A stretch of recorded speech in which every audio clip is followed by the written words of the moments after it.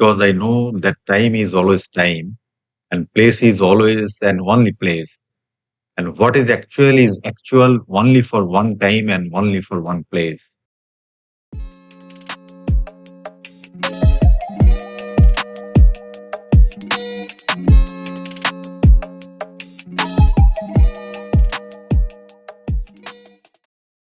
Hello, welcome বন্ধুরা। থিঙ্কিকো চিন্তার প্রতিধ্বনি পেজ থেকে আপনাদের স্বাগত।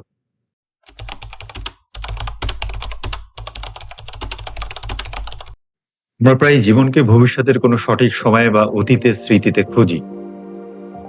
অথচ প্রকৃত সত্য হলো আমরা কেবল এই মুহূর্তেই বাঁচতে পারি। হ্যাঁ, অতীত অবশ্যই গুরুত্বপূর্ণ, যেমন গুরুত্বপূর্ণ ভবিষ্যতও। কিন্তু ধরুন আপনি যদি শুধু অতীতে আটকে যান, তাহলে জন্ম নিতে পারে অনুশোচনা। আবার যদি শুধু ভবিষ্যতে হারিয়ে যান, সেখানেও জন্ম নেবে উদ্বেগ, অস্থিরতা। ফলত এই দুয়ের মাঝখানে আসলে চাপা পড়ে যায় আমাদের জীবনের সরল উপস্থিতি। কবি টি.এস. এলিয়ট তাই বলেন, "There is nothing again because I know that time is always time and place is always and only place. And what is actual only for one time and only for one place. So I rejoice that things are as they are."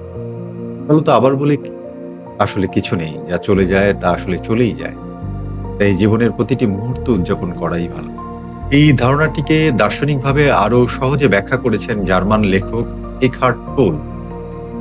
এটি নিয়ে তার the power of নাও নামে একটি বিখ্যাত বই রয়েছে, যার মূল কথা হলো জীবনের আসল আনন্দ কোনো গন্তব্যে নয়, বরং তা লুকিয়ে আছে এই মুহূর্তের ভেতরেই। কারণ জীবন একটা জায়গায়, এই মুহূর্তে, না আগামীকাল না গতকাল।